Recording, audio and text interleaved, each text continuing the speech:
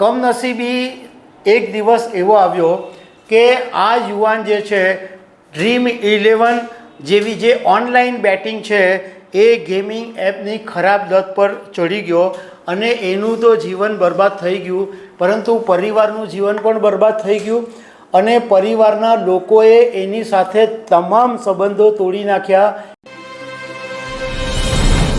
દર્શક મિત્રો, અત્યારે હું તમને જે સમાચાર, જે સ્ટોરી તમને શેર કરવા જઈ રહ્યો છું એ દરેક મા બાપે શાંતિથી સાંભળવા જેવી છે, કારણ કે આ તમારા સંતાન માટે બહુ જરૂરી બાબત છે।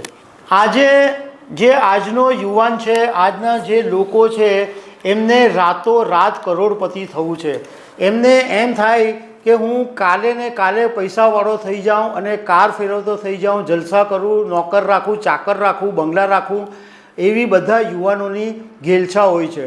પરંતુ રાતોરાત કરોડપતિ બનવાના ચક્કરની અંદર રૂપિયા ગુમાવવાનો વારો આવે છે અને પરિવાર પણ બરબાદ થઈ જાય છે।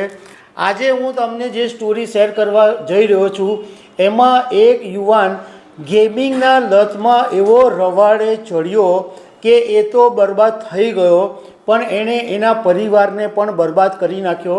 અને નવાઈની વાત એ છે કે આ જે યુવાન છે એ એટલો બધો ભણેલો છે કે જે એન્જિનિયરિંગની સ્પર્ધાત્મક પરીક્ષા આપી રહ્યો છે, પણ કોઈ પણ વસ્તુની લત એટલી બધી ખરાબ હોય છે। એટલે આ હું સ્ટોરી તમને એટલા માટે શેર કરી રહ્યો છું કે આ ધ્યાનથી સાંભળજો કે તમારા સંતાનો કોઈ લત પર તો નથી ચડી ગયા ને, એ તમારે ધ્યાન રાખવું પડશે। તો આના વિશે હું તમારી સાથે વાત કરીશ। મારું નામ રાજેશ શાહ છે અને તમે જોઈ રહ્યા છો ખબર છે.com। દર્શક મિત્રો, છેલ્લા કેટલાક સમયથી આપણે જોઈએ છે તો ભારતની અંદર ઓનલાઈન ગેમિંગની જે લોકપ્રિયતા છે એ દિવસે ને દિવસે વધી રહી છે અને એક એવા ચોંકાવનારા સમાચાર આવ્યા છે કે જે સાંભળીને તમે ચોંકી જશો। વાત એમ છે કે બિહારનો એક છોકરો છે જેનું નામ હિમાંશુ શર્મા છે। એણે એક યુટ્યુબર શાલિની કપૂર તિવારીને એક પોડકાસ્ટ પર ઇન્ટરવ્યૂ આપ્યો છે અને પોતાની કેફિયત એણે રજૂ કરી છે। એમાં એણે કીધું છે કે એ 22 વર્ષનો છે અને IIT JEEની એણે 98 અંક એણે મેળવેલા હતા અને એ ભણવામાં એકદમ તેજસ્વી છોકરો હતો।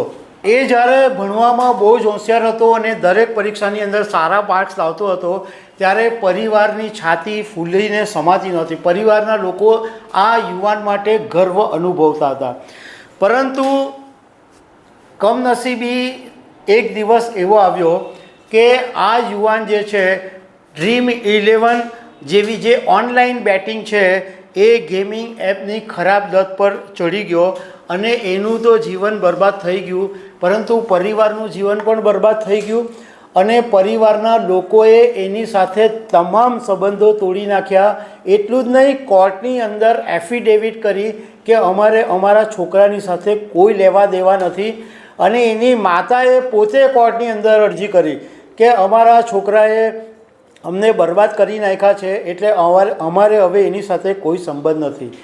હિમાંશુએ પોતે કીધું, એણે Dream11 અને મહાદેવ એપનું નામ આપ્યું। હવે જે વાત છે એ ખાસ સાંભળવા જેવી છે। હિમાંશુએ જ્યારે ગેમિંગની શરૂઆત કરી ત્યારે એણે માત્ર એક એન્ટરટેઇનમેન્ટ અને એક ટાઈમ પાસ કરવા માટે કે શું ફરક પડવાનો છે તો ગેમિંગ એણે શરૂ કરી અને શરૂઆત એણે માત્ર 49 રૂપિયાથી કરી, પણ ધીમે ધીમે એને આ જે ગેમિંગ એપ રમવાની એવી લત ચડી ગઈ કે એને ખબર જ નહીં પડી કે આ કુટેવ એનામાં ઘૂસી ગઈ છે। અને એ પછી આ લતનું પરિણામ એ આવ્યું કે એ સીધો પછી સટ્ટાબાજી એપ પર ચાલ્યો ગયો।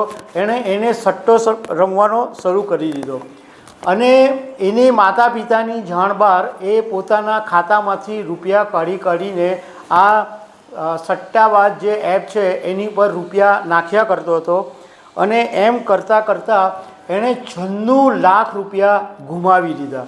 96 લાખ રૂપિયા એક ગરીબ પરિવાર માટે શું હોય છે એ જે ગરીબ હોય એમને જ ખબર હોય છે। આ હિમાંશુએ પોતે જ્યારે સટ્ટામાં એ હારવા માંડ્યો તો એણે પોતાના મિત્રો અને સગા સંબંધીઓ પાસેથી પણ ઉછીના રૂપિયા લેવાનું શરૂ કર્યું, કારણ કે એની લટ છૂટતી જ નહોતી. એક કહેવત છે ગુજરાતીમાં કે હાર્યો જુગારી બમણું રમે. હિમાંશુ સાથે પણ એવું જ થયું.